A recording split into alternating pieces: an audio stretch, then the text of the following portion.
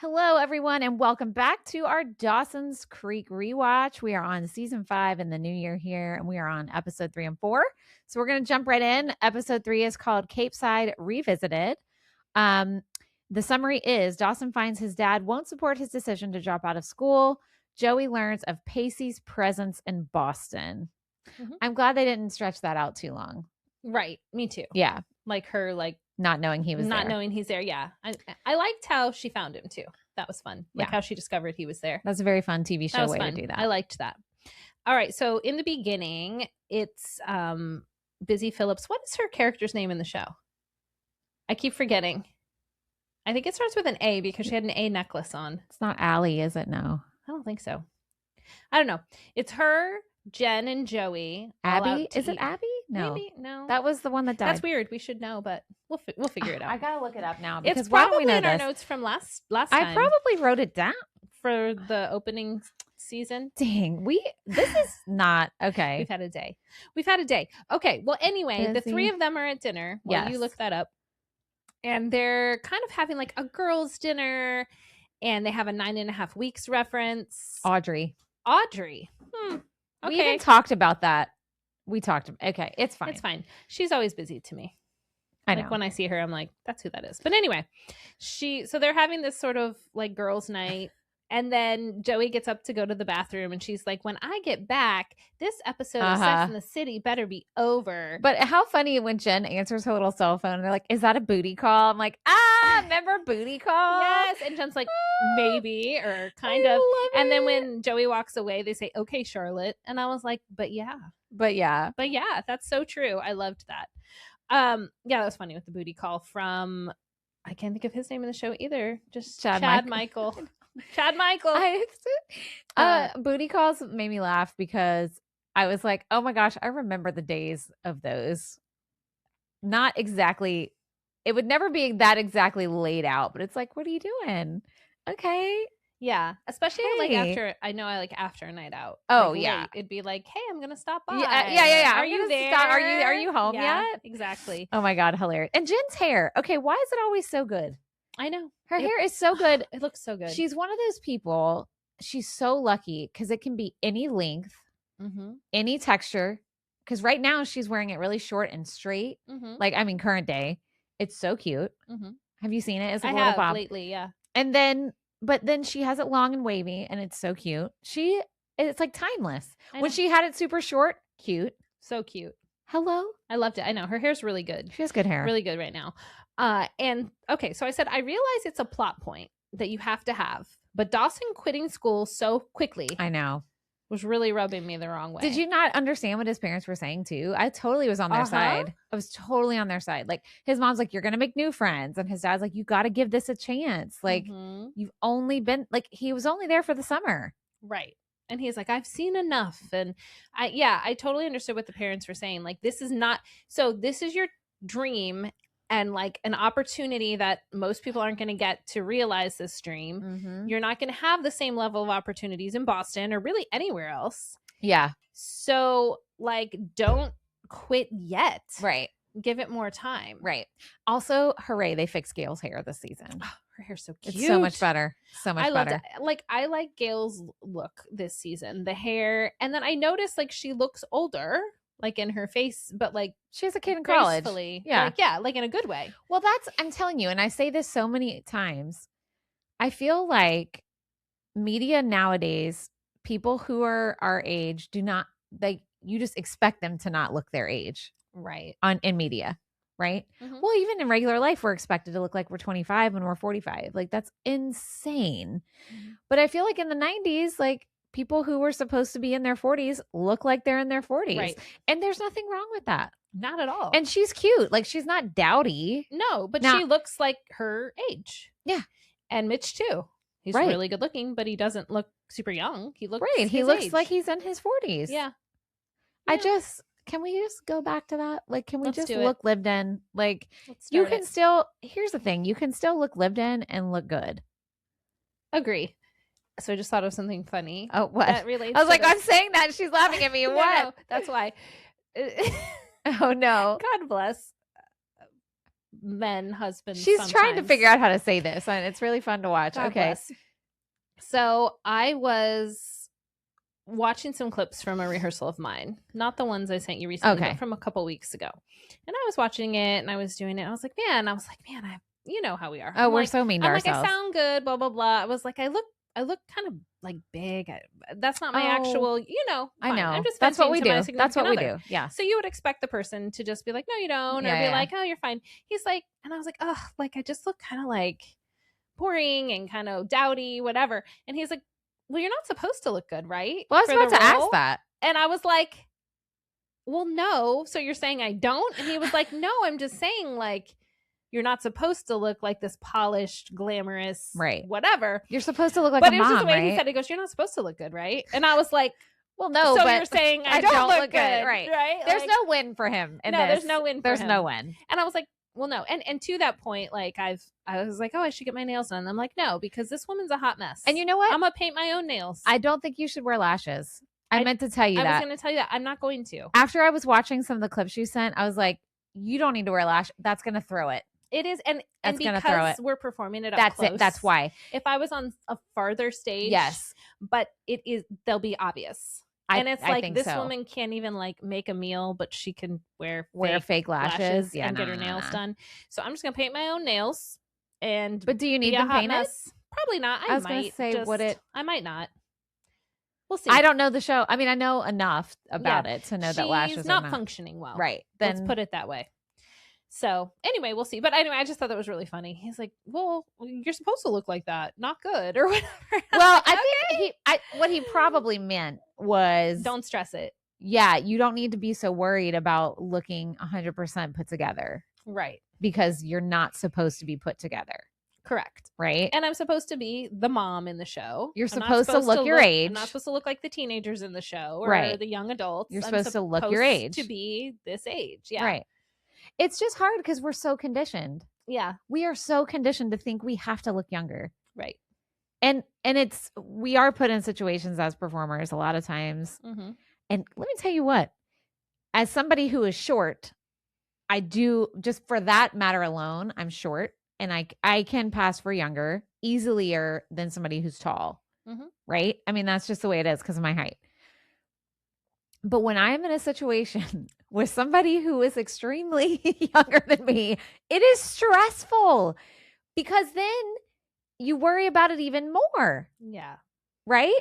Like when I had like the side by side. Dancing with a 16-year-old or 17, whatever. 16, 17 is the same thing to me. Yeah. I am 46. Yeah.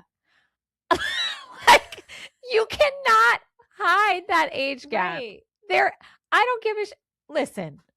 I felt so, and I apologize to that poor child. I was like, I am so sorry that they did this to you, young man. But anyway, we're just so conditioned. Yeah. Yeah. And then in like later clips I've watched, which still I'm not in like the full whatever I'll wear or whatever, but I'm just like me in my rehearsal clothes or whatever. I'm like, yeah, that's the vibe. Yeah. Like that's what you're supposed to do. It really doesn't matter. And listen, what I look like. I don't need to make it look bad or good. But I just you kind of need like, to just show up and be in character. Also enjoy that. Because as a performer, we don't get that much. Right. We're like, you don't have to worry about the lashes and the nails and the wig and the trying to look younger. And I'm not going to wear my own clothes because I don't want to wear I don't want to be me at all. But true. I'm going to be wearing clothes that are similar to clothes that I would wear. That's smart. Doesn't make sense. Like I'm not going to wear my real wedding ring. I have a fake wedding ring. Oh yeah. Well, you want the separation. Because I'm trying to separate. Yeah. But essentially I'm just dressing modernly like I normally do. So it's going to be interesting. I think, yeah. I mean, obviously, I don't want to be like, oh, just enjoy that because it's a heavy role. So it's like a different enjoyment. What you mean, but focus on the role and don't worry about that other stuff. And that's what a relief as an actor. Yeah. What a relief to not have to. I think about that with movie stars a lot. For instance, like Amy Adams, when she was in that movie I was telling you about a long time ago, Night Bitch. Yeah. She was supposed to look like a young mom who was a mess. Mm-hmm. So they didn't have, and I think she had just had a baby herself. She didn't have to worry about oh, I got to fit in a size 2 like I Right. quote unquote normally do. Right. I don't have to get my roots done. I don't have to make sure my conceal, like you can just focus on the role. Right. Which is for a woman performer our age, who is our age. What a nice thing to not have to have that piece. 100%. So that I think, and especially for a role that heavy, to not worry about those things also on top of everything, and the heaviness of the role, but also the weight of the role in learning. Oh yeah, the music. Y'all, you sent me those clips. That fucking music is hard. It's very hard. Very hard. So to be able to like execute the way it's supposed to sound, but also deal with the emotions. I will say too, it helps. And I don't know how you could ever do this particular show. We're doing Next to Normal, by the way, which you might have figured out or already knew because you know us, but you have to have a safe cast. Oh yeah. It's only 6 people.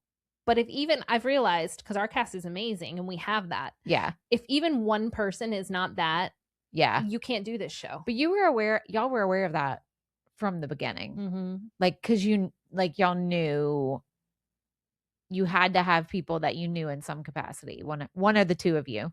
Yes. Ashley, like the director or you. Right. Y'all had to have people you were familiar with in some way. So that we know we're not getting something, no matter how talented you are. Yeah, because there's no space for that. Yeah. There's no space for that. Right. Because you're right. It would not work. It would not. But anyway. Okay. All right, moving on. What are we talking about? Jen's hair. Oh, Jen's hair. I said there's that little segment where Dawson's like comes home to his parents' surprise, which we kind of already talked about. But when he's standing outside before he goes in and it's all dreamy and whimsical, I was like, how long has this child been gone? I know. Oh, he was only gone for a few months. But then I was like, I get it. I mean, even that first time you come home after a little bit of time might feel weird. That way. I remember when Caden came home for Thanksgiving. He hadn't been home since August. Like he left in August. And I think it was very weird for him at first. I would imagine, I don't remember how I felt, but I would imagine it's depending what kind of home you come from, but it's comforting, but also, a little like disorienting. Off. Yeah. But, oh, wait, before we get on that, let's talk about Jack and the fraternity thing. Yeah. Yeah. So I'm laughing. I wrote down, that is not how accepting a bid works. Because they're like at a giant party and like just one person gets a bid. That's not how it works. And then they all go cheer. And then they're like lifting him up. I'm like, that's incorrect. I don't know who their consult was, but obviously they've never been in a fraternity. Yeah. And then it made me think about, where all the guys were like, oh, we know everything about you, Jack. Like, we know you played golf at the Capeside. And I'm like, he's like, how do y'all know this? And I'm like, oh my God, I remember during Rush finding out things about all the girls. We had this book with like pictures, and this was before social media. That would have been hard to do. So you had to find out from people that like, I remember going through books and being, and maybe I'm not supposed, well, this isn't how things work anymore anyway, because this was the 90s and now everything has changed. This is probably illegal to do, but I remember looking through the books and being like, oh, she went to this high school. Okay. Does anybody know anybody from that hometown? Oh, you're from there. You need to call this and that. And we would find out things about these girls. I don't know if your sorority did it this way. I don't think so. No, we were pretty sorority light. What does that mean? Like I talked about the last time. It wasn't immersive. Non-immersive. No, I think if they liked us, we were in. That was it. Oh, okay. It wasn't very like competitive. No. Okay. I mean, Rush was like a big deal, but I think you kind of already knew where you sort of wanted to be. Okay. Yeah. Well, I can remember. I was just thinking about like how finding out, and we would. Okay, so obviously, I think these books, maybe we weren't supposed to do this. All the sororities did it, and like y'all, we would have these binders with all the girls going through Rush. Women. It was like because you fill out every sorority. We had 5. So not that many.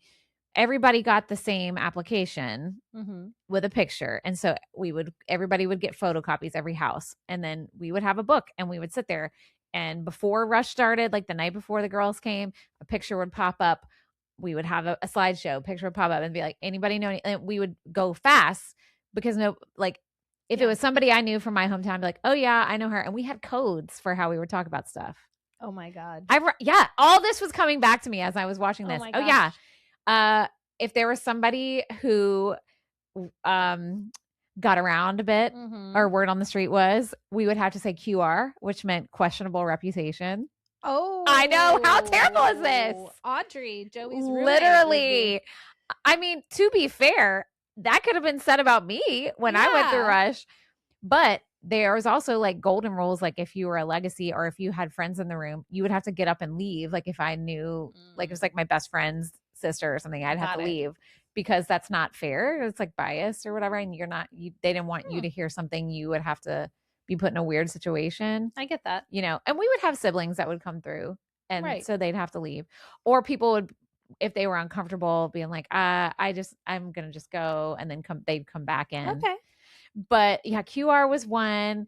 Obviously, like for us, grades were really important and being involved in stuff was really important. So we make sure but anyway, I was like, how did we do this shit before social media? Because now it'd be almost easy to do all that stuff. Like super easy, couple clicks, pop it up there. You could still be like, does anyone know this person? And all of that. But still, like, you know, that's wild. Right? Yeah. So that's interesting. So you said the thing about the consult for who's consulting on this fraternity stuff, but that seems like something only a person who'd rushed a fraternity would know. Like in the episode writing. Oh, well, yeah. But then how they accepted the pledge was weird. Maybe they just had to do that for episode. Right, because how else would you? Yeah, Because then he does his later. Yeah. I love how the one guy, all the nicknames crack me up. Polar Bear. Oh, yeah, because everybody had like I love that. He's like, when Jack eventually accepts, he's like, Polar Bear. And they like give a hug. And I was like, oh my God, this is great. I love it. Okay, so there's a part where Mitch is talking to Gail after he's already told Dawson. And he says, and I wrote this down before even the rest of the episode even happened. He says, I'm a family man. I know. And I just thought that was so sweet. And I appreciated it. Yeah. Because that's for men and women or people of all genders to be like, you know, my main thing in my life is my family. Right. And I'm good at it. Especially I think it was really important to have a man say that in that time frame. Because women have been thrown upon them that should be our, you know, goal in life since the dawn of time by a lot of different things. But I think for a man to say and to be like, I like proud of it, like that's what I'm good at. Yeah. And I was like, wow, I really like that. And I think that's good. And I mean, I know people, men and women, who are that way, like that. I have a friend, she was like, I've always wanted to be a mom, and that's it. Like, but she went to college and got her education, but she's like, I mean, I worked because I, you know, to support myself and like, whatever. But she was like, I knew if I ever had the opportunity when I had a partner one day to be a stay-at-home parent, that's what I wanted to do. And she that was her, kind of like Mitch, like she is like a family person, and that is her ambition and goals. And I think that, you know, that should be respected just as much as somebody else who isn't that way. Right. I agree. And I think it's okay if you're not also, like, exactly. 100%. As long as like the people in both camps are respectful of the other people. Exactly. And you don't think they also there's no one right way. Right. And there's not only those two options either. There's that's what I mean. Worlds of things. Like you don't have to like my kids are not my entire life. You know, I mean, obviously they're important. I take care of them and, you know, parent. And I mean, I think you can say the same thing. They're not your entire life. But if they were, that's okay. Of course. And there was a season of my life where they had to be. Yeah. You know, and that, you know, is what it is. Yeah, that's what it is. So I like that scene. Can we talk about another scene that's funny? Yeah. We talked about Jen's hair. Let's talk about her and her little hookup guy. Yes. I wrote down, I miss the days of being able to wake up and look decent for a whole day. Right. That. Listen, oh my God. that ship has sailed, but there was a time in my life I could fall asleep like she did at a hookup and wake up and still look good. No, ma'am. Nope, not now. No, girl. Yeah, that's so true. That's so true.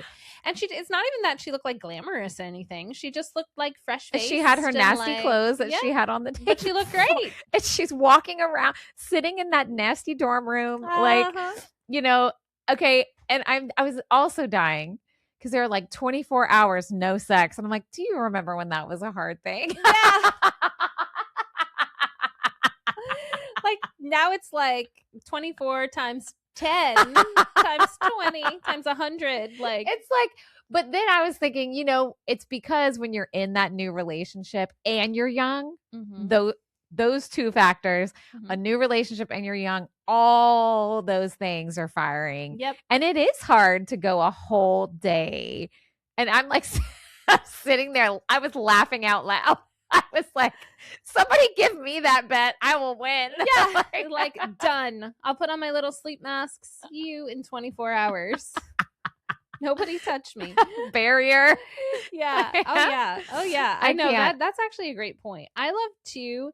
I'm really loving Graham's arc in this season. I know. How yes, we're used to her being there for Jen, but now like she has this great talk with Jack, and Jack's like, well, Toby says, and she's like, well, is that Toby or well, we hate Toby anyway. He's not even around, and we don't like him. I get the vibe that Graham's also does not like Toby all that much, but she's and then later in the other episode, you know, like she's kind of popping in and being there for lots of characters. Yeah.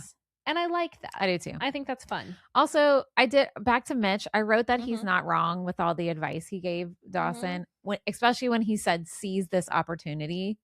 And he said, it won't be here long. Right. Or something. And I also loved, I started crying when he was talking to Dawson before he left. And he said, I'm disappointed in you, but never forget for a second that I love you. Yeah. I tell my kids that, not exactly this, but all the time. Like, I am like, I can be so mad at you, but I will always love you. Of course. I will love you, and I can be mad at you and disappointed in what you're doing. But I always say what I do say, which is probably not exactly right, but I'll be like, I love you, but I don't like you very much right now. If they've done something, you know, whatever. Yeah. But I do love you first, but I don't like you very much right now because of this or that. You're being mean or whatever. Yeah. But I think that's important that the kids need to know, okay, you can still be disappointed in me, but you're always here. Like he made it a point, like I'm still here. I'm still caring about you. But yes, I am disappointed with you. Yeah. Yeah. I wrote that down too, just when he said I'm disappointed. And I was like, oh. I said, Jen, good job stopping sex with no condom. I like that they had that too. They both did. Yes. They were both like, oh, shoot. Well, now we can't. And Thank you for showing that. There you go. Yeah. And now we have to break into a building and also, get it there. Maybe not do that. But the first part of that. But the first part is right on. Is right on. I mean, also I put Pacey on a boat is good stuff. Also, hello, Pacey on a boat. And then he had the show recently on a boat. It's something about Joshua Jackson on a boat is good. It's works. Good things. And then I loved him and Joey chatting. It was just the best. That whole part, I said, I loved it. The scene on the boat with them, so good. I just loved it. It was so cute. It was so cute. I liked how Jen called her little hookup buddy a vain dork. I know. Because he's talking about his glasses. He's like, oh, look like a dork. She's like, you are a dork. You're a vain dork. Yeah. And I was like, yes. But also, how stupid. I used to do the same thing. I'm not wearing my glasses right now. Well, you're a vain dork. I am a vain dork. I have contacts then. But I need readers. I got to get progressives. That's nice. We got to do it. Are we to the end yet? Almost. Okay. Almost. Then okay, I won't one say more it before yet. that. When Jen says to the hookup, there's no right or wrong, just consequences. Or wait, it was Joey. It was Joey talking to Dawson when he's at her dorm. Yeah. And he's like, oh, am I not doing the right thing? And she's like, there's no wrong or right, just consequences. I thought that was really good. Okay, now we're to the end. Well, obviously y'all know we have spoilers because hello, this show's 20 years old or however old it is. So get ready. I completely forgot about I knew Mitch died, but I thought it was later. Like I completely forgot it. The second I saw him in that car, I was like, oh no, like I knew what was coming. I was like, I totally forgot about this. And now it's here. And he's eating the ice cream, which is just the cutest thing. And singing to the radio. As soon as he dropped it, you knew. Yeah. Oh, I knew when he was alone on a road driving in the dark. I was like, this man's about to die. And then the ice cream, which I shouldn't laugh, but it's kind of funny. But they did that. I get why they did that.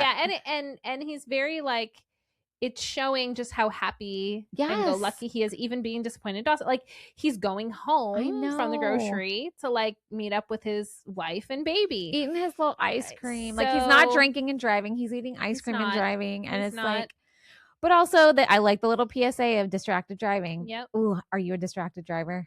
Not anymore. Oh, I've had to work really hard at it.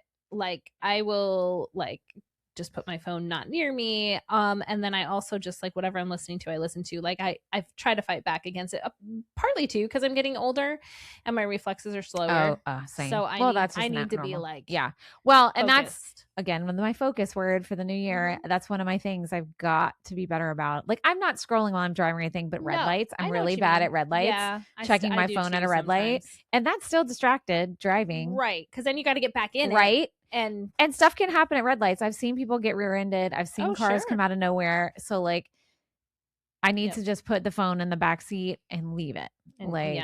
Anyway, that's good PSA. Okay, so Mitch has died.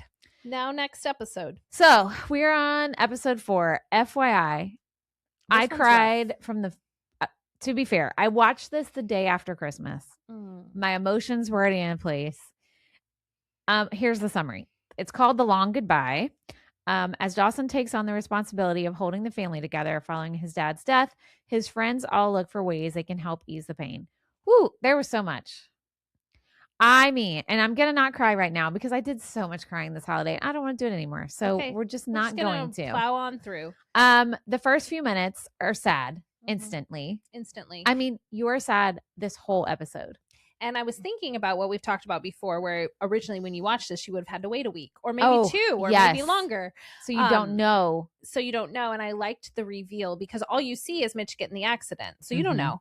So then immediately intro to this one, there's a sign on their restaurant, closed, death in the family.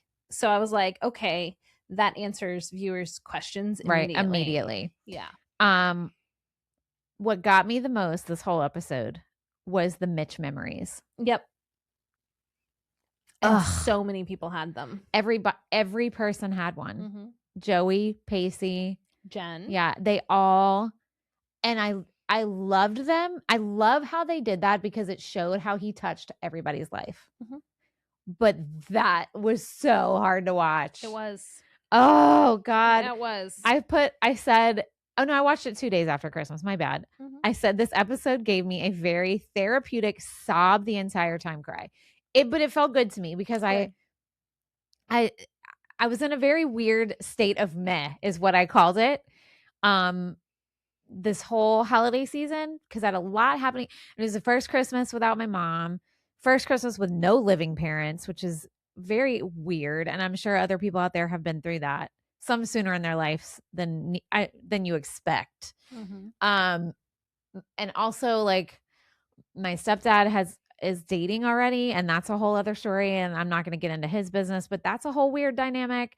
So, and we didn't have family at Christmas, and I'm actually really glad, and I think we may just have no family at Christmas or New Year's here on out for a while, just because it was really a needed reset. Yeah. You know what I mean? I do. Even I didn't have to do anything I didn't want to do. Yeah. Which all 4 of us, which was great. Like, Caden could have Amelia over on Christmas night and hang out, and it was great. And it wasn't like, oh, come hang with your grandma or your aunt or whatever. It was it was like, it was nice for everyone. Do your thing. Yes. Yeah. Anyway, I wrote this, and then I'll stop talking for a few minutes. Okay, so I've lost both my parents. Troy's lost one. And I was at Troy's dad's funeral, and I don't like funerals. I don't like the ritual of funerals. I don't like them. They're just sad. Right. And I don't feel like what I like when people pass is like the Irish traditions of like getting together at a pub, and they call it something where you just talk about funny memories, but there's no body there. There's no like, what do they call those? It's kind of like a wake, but that's not what they call them. I don't know what it's called, but yeah, I know what you mean. I hate funerals. I mean, there's not like anybody loves funerals. No. But the whole pomp and circumstance of it all, I don't get it. I don't understand why we do it. I mean, I'm with you. I would rather have it be a celebration of a person, but I'm guessing it's maybe like a respectful thing. Like, it's let's not take the to time me. It's just to like it's a prolonged respect the life that happened. I don't but know. I feel like you can do that without all the other stuff. Do you know what I mean? Yeah, and they're expensive. And then you have all the worst part of death for like when you have family member or loved one, let me just say loved ones die. Everybody reacts to loss different. The worst is the repeated conversations you have to have when people are like, I'm so sorry for your loss. Right. Okay, great. Which they did a good job in this episode. They did. They addressed that. And like Jen was like, I don't know what to say. And then it's like, and then like they did a good job showing Dawson being like, I'm numb. I get that. Mm-hmm.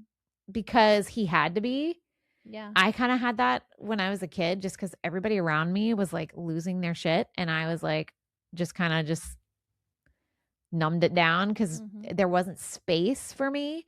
And he was kind of in that where he was taking care of his mom and his baby sister. He had to kind of hold it together until he couldn't anymore. Because it will eventually happen. Maybe not that fast because it was not too soon after. Right. But anyway, yeah, I'll go into more. I just said everyone's saying boneheaded things to Dawson. Yeah. Like, but people had good intentions. It's just, it was like, even when Joey's like, oh, is that what you're wearing? It's so nice. He's like, this is for my dad to wear in the casket. And she felt terrible and she didn't do anything wrong. No. But I think there's two sides to that. There's the person grieving who has to, like you said, have those repeated conversations and put on some sort of mask or not. Yeah. And then there's everybody else who's like, I want to help, but I don't know what to do. And now I've said the wrong thing. And, yeah. And all around, it's just awful. I think the best thing to say to somebody grieving is, what can I do to help you? Mm-hmm. Instead of just being like, I'm going to bring, and if they say, I don't know, leave it at that. Mm-hmm. They'll eventually know. Yeah. Or say, like, if your act of service is making food, because I know a lot of people who are that way. Yeah. Say to them, I want to bring you dinner. When can I do that? Yeah. Instead of saying, let me know when I can help you. That's not helpful. Right. They're not going to let you know. No. Like, when can, like, tell me, I would like to bring you dinner. Can I bring it Monday or Tuesday? Like, narrow it down as specific as you can. Mm-hmm. Or just give them a fucking gift card. And then don't think that's impersonal, because it is not. Because sometimes you are so overwhelmed, like, even just putting a lasagna in the oven to heat up is too much. Sure. Having that fucking DoorDash gift card can be a lifesaver. Oh, absolutely. Right? I agree. Yeah. I totally agree.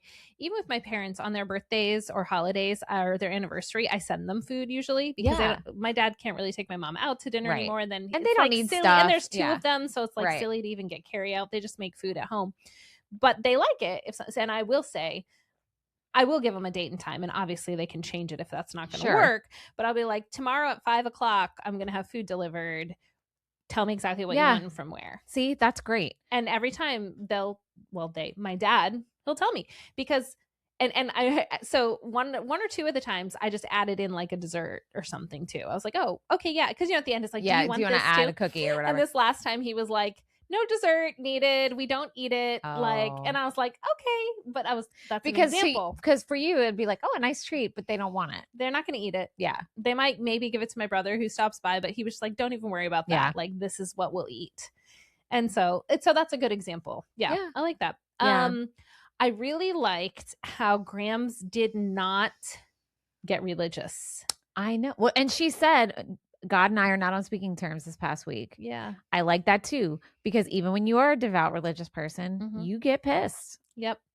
Because even Dawson's like, that's it? Aren't you going to tell me how God moves in mysterious ways? And never say that to somebody. Oh my God, I hate that. Nope. I'm not going to say that because that's not helpful or kind or true. Or true. And I said, this friend of Dawson's mom, oof. When he has his little meltdown, I thought that was done well because she's like, hello, how are you dealing with your grief? Blah, blah, blah. The phone's ringing and there's people everywhere. And so then Dawson just like twice he has to say to her, I don't mean to be rude, but I know. Look, somebody's saying that to you. They don't want to talk to you. Well, and the answer machine where they hear his voice. And that's the moment. And I remember this happening to me a few years back. I think I've talked about it on here before. My dad died when I was 11. I am 46, and this was a few years ago. So it had been 30 plus years since I heard my dad's voice. Plus, already don't remember a lot about my dad anyway. And we were actually at my mom and stepdad's house for Thanksgiving with my sister and her wife and my stepbrother and his family, which this never happens. Like, we are not a family that gets together. And they found all these videotapes that my dad was on, and hearing his voice for the first time in 30 plus years was jarring. And I can remember my sister and I like looking at each other, and because I always ask her stuff because she's 7 years older than me. So she was 18 when my dad died. She obviously remembers a lot more, and she spent a lot more time with him one-on-one than I did. And I was like, do you remember him sounding like that? And she's like, no. And like, he was from the mountains of North Carolina, and he had such a strong country accent even still. I was like he hadn't lived there in a long time. And I said, I don't remember him having such a strong accent. And she's like, yeah, I guess I didn't either. It's weird how but then hearing his voice it was like, for both of us in different ways, brought back things like instantly. So even though Dawson's dad had only been dead a few days, hearing their like sound is such like sound and sight and all the senses. Sound is so humanizing. It is. You can look at a flat picture. Yeah. Which I'm sure you've looked at many of your dad or whatever over the years. And yes, it's like, oh, okay, yeah, that's what they look like. And there's like something that happens to you sensory in that level. But then the voice of a person is, I think, more than the way they look, is jarring, is more who they are. Oh yeah. Yeah. And yeah, super jarring. And like, I remember too, this was so wild because there's all these different video clips of different things. Like, he had like one of those old video, this 1990s like video cameras.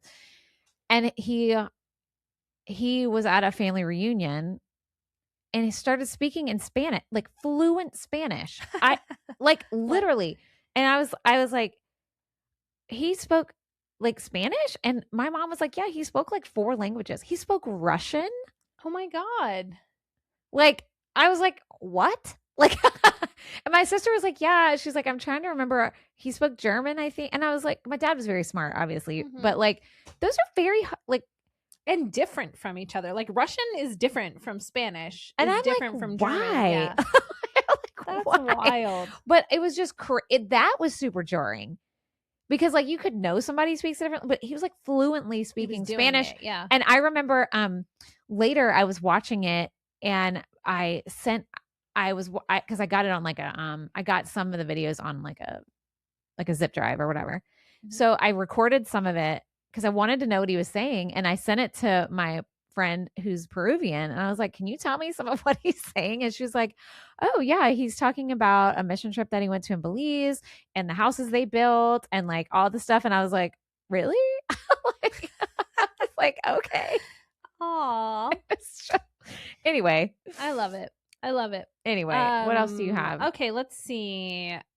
Oh, I just think it's like so relatable how Dawson's kind of blaming himself for his dad's death.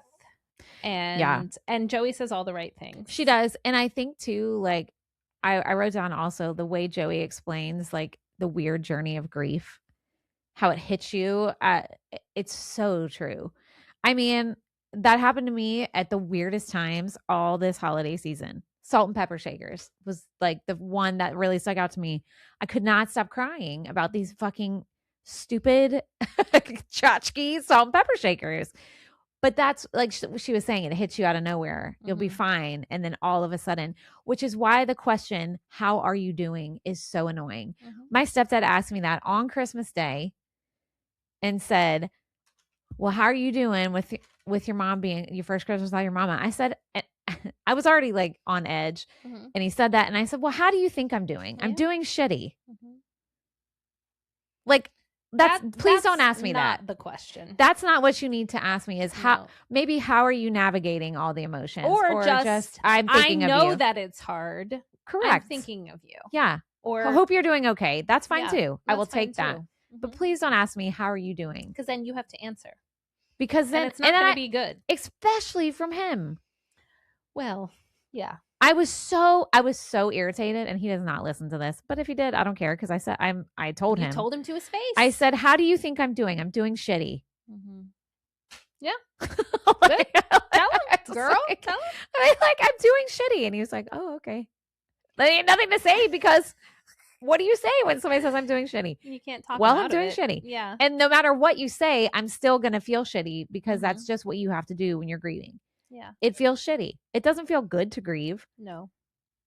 But I mean, you have to go through it, but it's not a good feeling. Yeah. No, it's shitty and it doesn't feel right. And like, you don't feel right and everything feels weird. And don't ask them, please, for the love, don't ask anybody how you're doing. Say something else. Just say, I love you. You can just leave it at that. I know it's hard. I love you. Yeah, I know it's hard. I love you, period. Dot. I'll talk to you in a month. I'll check in on I you mean, later. I'm really I also thought, back to Graham's arc, I thought it was really sweet that she offered to stay and help Gail. I know. But I also understand why Gail didn't want that, because she knew, like, she even said, we have to rebuild this, but I thought that was really sweet of her to offer. And sometimes just getting back into what feels normal is how you cope. Like, I remember when my dad died. I mean, I was 11. I was in middle school. And he died. I don't know what day of the week it was, but I missed like a couple of days of school. But then I was back at school on Monday because I wanted that normalcy. And I remember the school telling my mom, like, she's excused, like like when you have a death in the family, because back then they counted how many absences you had. That counts as obviously an excused absence for as much as you need. And all my teachers were like, but my mom was like, she wants to go back. And I was in therapy at the time. And the therapist, my mom was like, should I let her go back? And the therapist was like, yeah, if that's what she needs. Yeah. To have. And I can even remember that, just wanting some sense of like something that felt normal, quote unquote normal for me. And that's what I wanted to do. Going through the motions. Yeah. If nothing else. That. But like having the space to not be 100%. So yeah. like your teacher's understanding. Right. She is here, but if she's having an off day or then something, then we're going to give her some space or some grace on her assignments or whatever it may be. But like letting you be there just as normal routine. Yeah. And I mean, I've never been, even as a small kid, I've never been one of those people. I don't like to just sit and stew. My mom had all her, like when she was divorced, she had all her divorcee friends. I would be like, y'all are just always sitting around moping and hoping. That's what I used to say. Moping and hoping. Like I'm not that kind of person. I don't like to have not either. I know. I don't like to have pity parties for myself. I don't like to just rot in bed all day. Like I just have to, part of how I think that's why exercise is a coping thing for me, because I have to move to get through things. And it feels good. It really, like, physically. I mean, sometimes it doesn't. Sometimes it doesn't. You know what I mean? True. Sometimes it doesn't. Sometimes it's just I have movement and some kind of routine helps me to just get all the tangled up here out. Makes sense. Yeah, I've had to kind of, through therapy and stuff, sort of, now both of my parents are living, and my grandparents, I was an adult before they passed. I haven't had anyone super close to me pass away, with the exception of a friend who passed away from melanoma when she was 32. Oh, so young. Not great. So young. But I tend to like move on too fast sometimes. I'm not talking about grieving a death, because I don't have that comparison point, but I'm always like well, that's okay. Let's move on. So I've had to find the balance there, where not to wallow necessarily, but to avoid that urge to just kind of stuff it away, keep moving. You'll feel better if you don't deal with it, kind of thing. So definitely finding like both. But to your point with Gail saying that, I think that makes sense. And she's smart, because she's like, yes, if I need the help, I'll reach out. Right. But also this is my life now. So I have to get living this life. Well, and sometimes you don't want people around while you're grieving. That too. Right. It depends who it is, and it depends how you're grieving, because if you feel like you have to put on a mask for the sake of that person, then that's not helpful. But if they are actually helping you, and I mean, I felt that way after I had my babies. Like my older kids, my mom was there to help, and she was a help. I could be tired. I could be cranky. I could be like, please help me. And she would, and it was helpful. But like you know, if people are like, we're going to come over and hang out with you and the baby for 3 or 4 hours or whatever, that felt like more of a burden on me. That was a burden. Yeah. Right. That's an obligation you had to like. So it depends like on the situation, I guess. Yeah. And my mom, well, I mean, I navigated a lot of baby stuff alone just because of where we were. Mm-hmm. But my mom did help because I was in a horrible mental state. I had awful postpartum depression with my oldest, which I didn't know what it was for a while, and then Troy deployed and she came to help, but it was actually a hindrance to me to have her there because we had a lot of toxic situations between the two of us, and she was not in a healthy mental state herself. Mm-hmm. So, and she wouldn't leave. So after I had that experience for a few months, I was like, I don't care what happens. My next baby, she is not coming. Mm-hmm. And then, well, she didn't even meet Cooper until he was almost 2 because she was in a spiral of not leaving the house. So that was a whole thing. Yeah. Anyway, and, well, even like with my first, because I was doing it on my own. Yeah.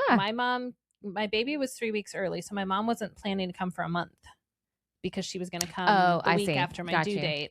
So her and my dad drove down for a weekend. So I saw them for like 2 days, and then I was by myself. And then she still came back the month later and stayed for like a week. But that was kind of it. But it was good because it was just enough to feel like supported, but also in my own head go, yes, but this is my life. What I need to figure out. Yeah.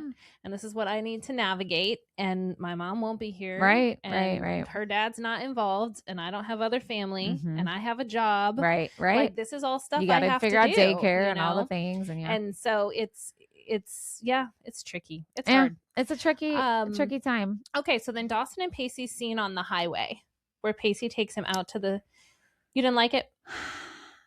I didn't love that. Because I think bringing somebody to the scene where your dad just died is not fair, just to prove. I get what he was doing, but that could have really gone badly. So, not to mention you're on the side of a cliff or something. Like, hello? I just don't. I didn't. As somebody who has lost 2 parents. And one in a very tragic way.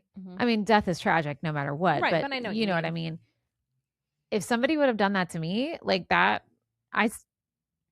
no. And you know what the weird thing was? Did I tell you I don't like this connection. The hospital where my dad died, because my dad committed suicide. I don't even know if that's how you say it, but whatever. That's how I say it, and that's the way it's going to be. There's all these ways you're supposed to say. That's what happened. He did it in a hospital, and there was a lawsuit not too long after he passed away because other people had also been neglected in that hospital and died the same way. And there was like what do you call it when it's like a bunch of people? Class action. Yeah. So that's how I paid for college. Rightly so. Anyway, that psychiatric hospital closed when my sister and I went to my hometown and we're staying in a hotel for when my mom was passing away this summer. There's a hospital right next door that I would go walk in the parking lot and stuff. That it was now not a psychiatric hospital anymore.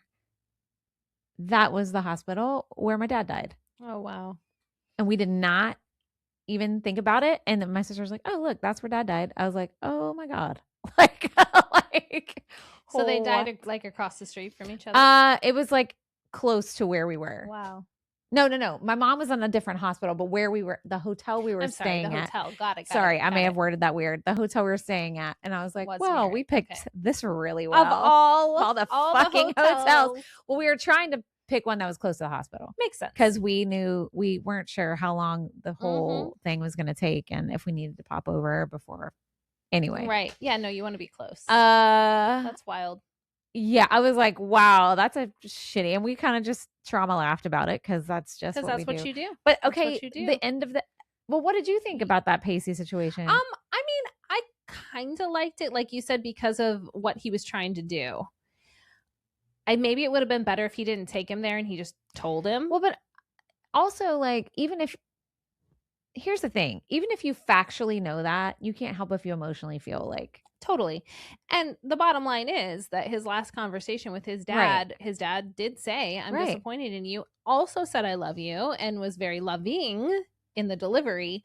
But like that death is finite. Like you will never change that last conversation. Right. No matter what. I get what Pacey was trying to do though. I don't know. I guess I can see how maybe that wasn't the best choice. No. Yeah. Like you said, trying to bring logic into such an emotional situation. Yeah, is it's not just, it. you can't. You Let's can't. see what else I have.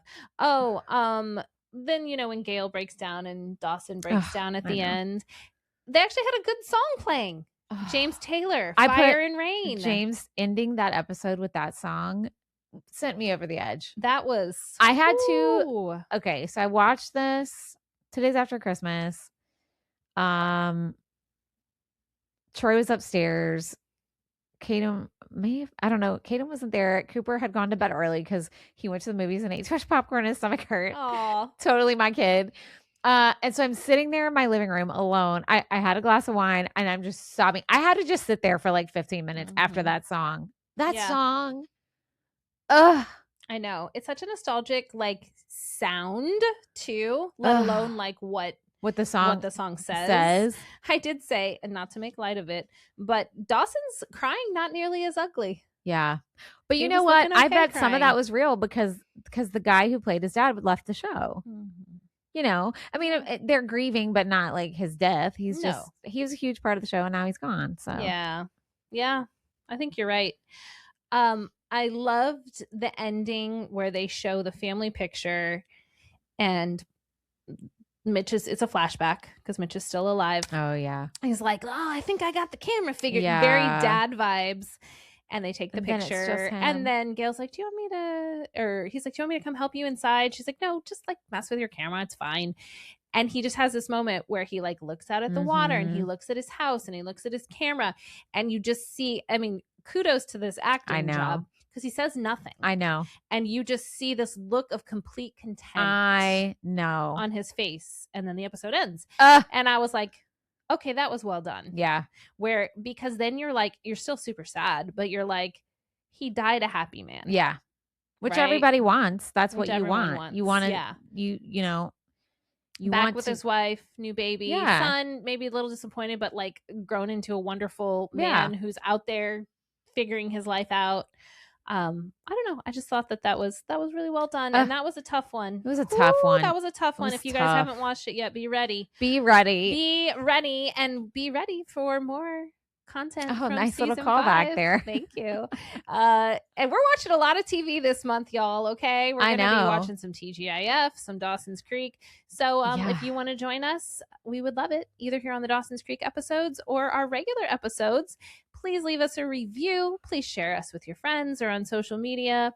We're ready for some more growth here in 2026. Always. Let's do it. Thanks for listening, guys. See you next time. Okay, bye.